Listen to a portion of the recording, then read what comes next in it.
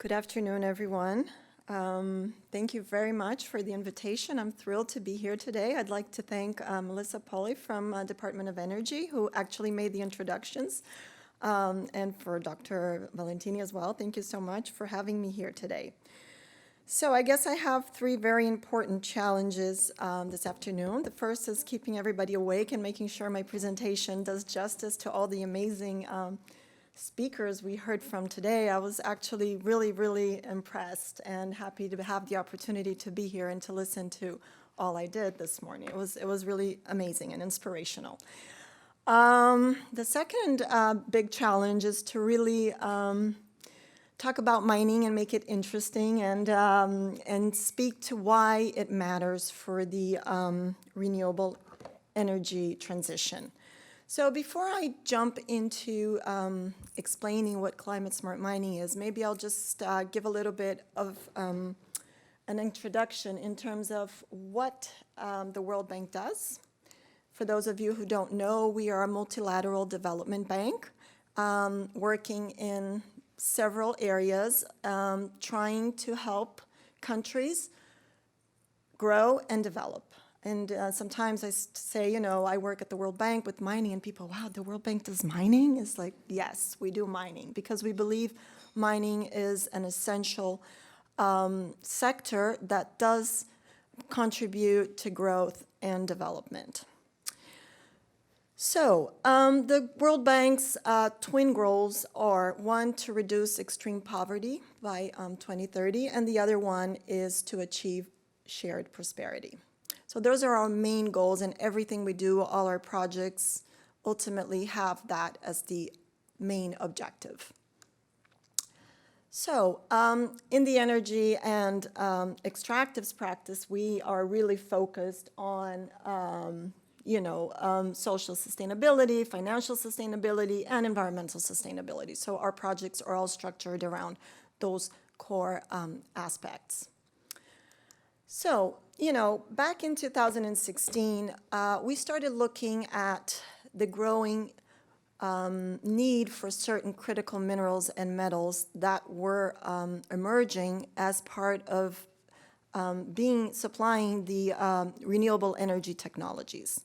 So at the time we started looking, there was really no quantitative analysis of which metals, how much, there was really nothing much out there. So we decided to take on the exercise of looking.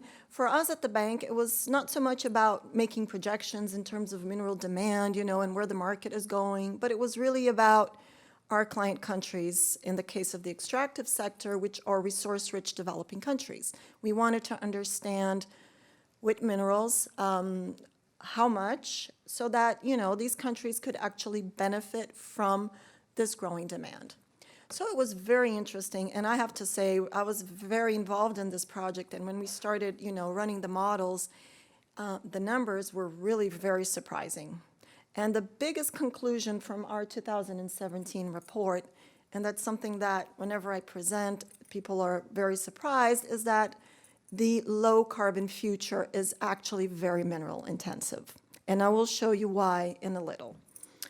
So, you all know this. I mean, I'm sitting here with a room full of brilliant women and gentlemen as well who are here, that we need a lot of minerals. And if you look at the periodic table, basically every single mineral there is used. But in the case of the minerals required for green and for the renewable energy technologies, you can see an example there of what it takes that goes into solar panels, wind turbines, and to also storage. And that includes not just vehicles, but, storage for energy.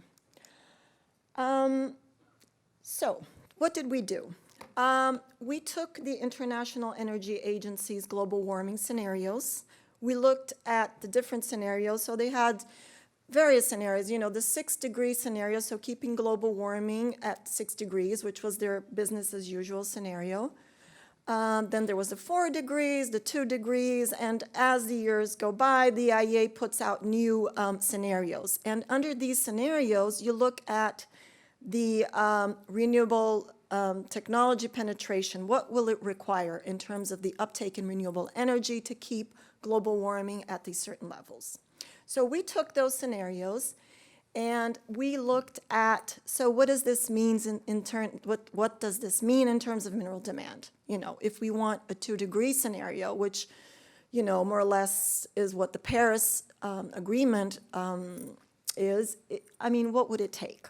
So these numbers, you know, this graph here is a comparison between the 6-degree scenario and the 2-degree. So we took the 6 degrees as our base level, and then we projected mineral demand for each of these scenarios. And as you can see, the numbers are quite surprising.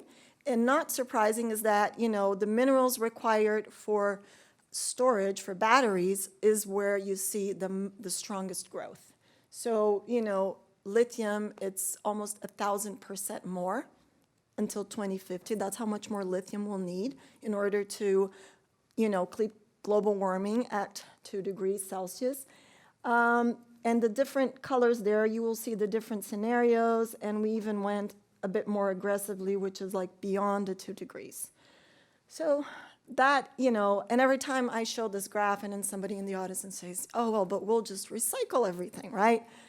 And I say, yes, recycling is going to be a very important part of this, you know, of this equation, but we cannot recycle everything, because if you look at mineral demand, not just for the renewable energy transition, but if you look at it from a pure, you know, development perspective, the more we develop, the more we grow, the more minerals we need.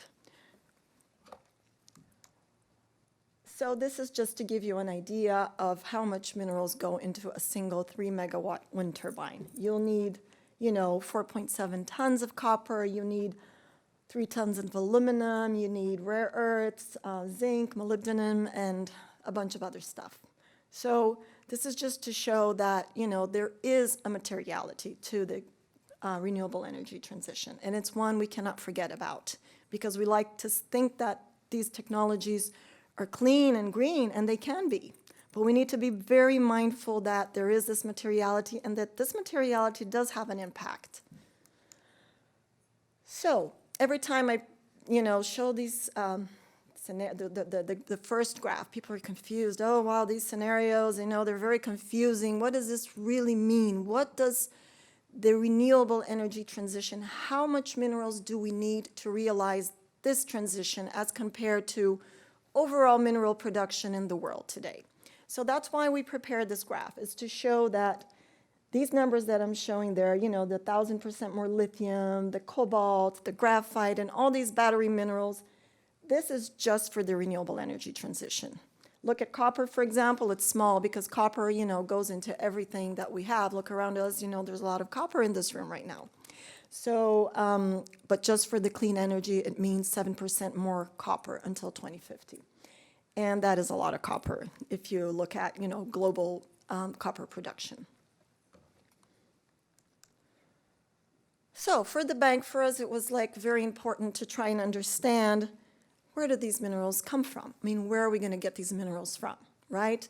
First, to help our countries, our client countries, benefit from this growing demand, but also helping them manage, you know, this additional mining that will need to happen in most of these resource-rich developing countries in order to provide the materials that we will need to build the clean energy transition. So there are challenges and opportunities, right? The challenges we know well, you know, significant more minerals will be needed, you know, you have the environmental impacts, the social impacts, you know, the communities, and so many other things that come with the mining sector. But there are opportunities, right? I mean, how can we do things better? I mean, it's really, if we're going to be supplying the key minerals and metals to enable this renewable energy transition, you know, we have a chance here to do it in a more sustainable way. Why? Because people care about where their minerals are coming from. More and more, you know, downstream users are really worried about where these minerals are coming from.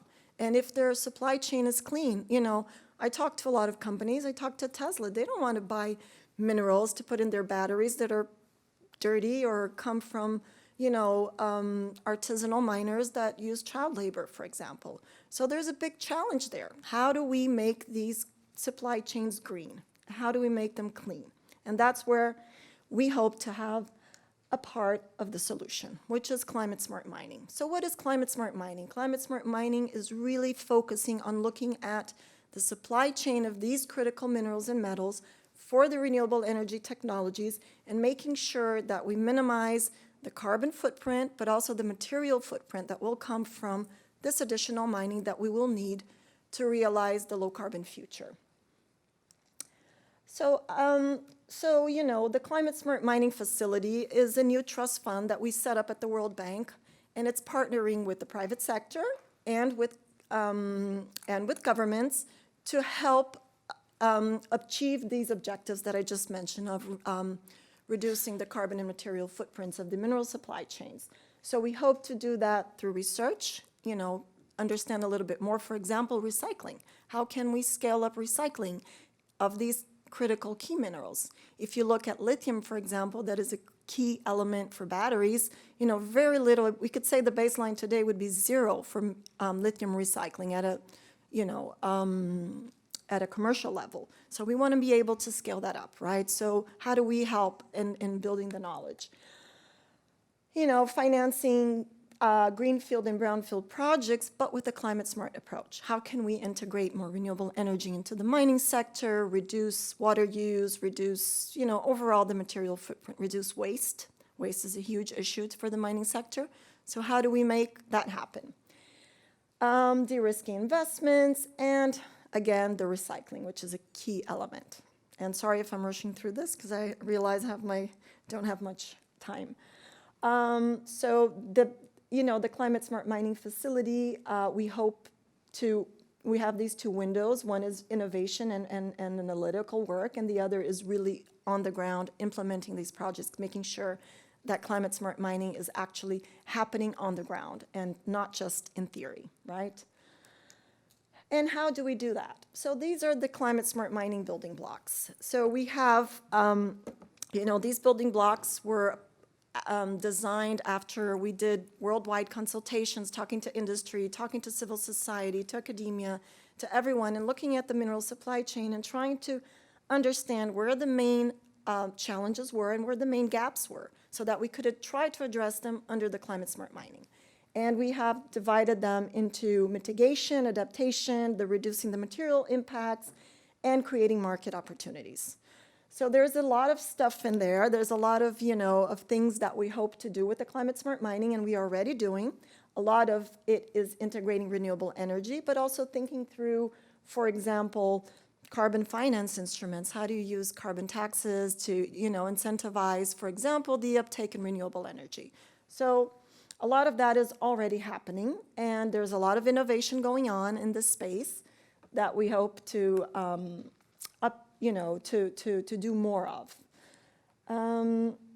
So for example, one that is my baby here, which is the geological data management. Because I'm a geologist, I'm excited about geodata. And for example, one of the conclusions from our 2017 report was really that Africa has a huge geodata gap. So how do we help bridge that gap and make sure that these countries know their mineral resources so that they can do a better job of managing them?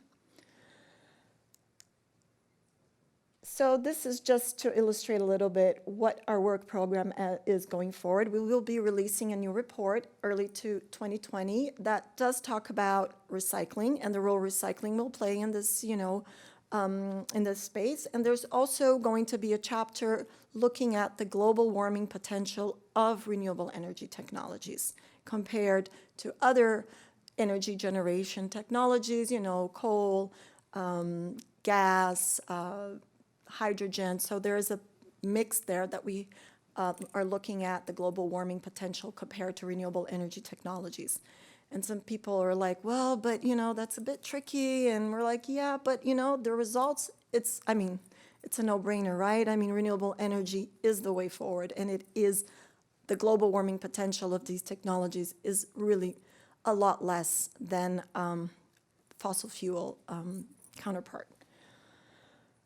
So gender, how do we integrate gender into, the climate smart mining, which is something that we hope to have like a gender roadmap going forward in terms of what can we do in terms of gender equality in a lot of these climate smart mining projects. Forest smart mining is also part of that because, we cannot have more mining and not consider the environment and the environmental implications to that. So that's just a slide to say that why the bank is doing this and what is our value added in terms of the Climate Smart Mining Initiative. So I think that for me, I think the importance, why I was so thrilled to be here is to get this message out that there is a materiality to the renewable energy transition that we all must be mindful of and that must be managed. Thank you very much.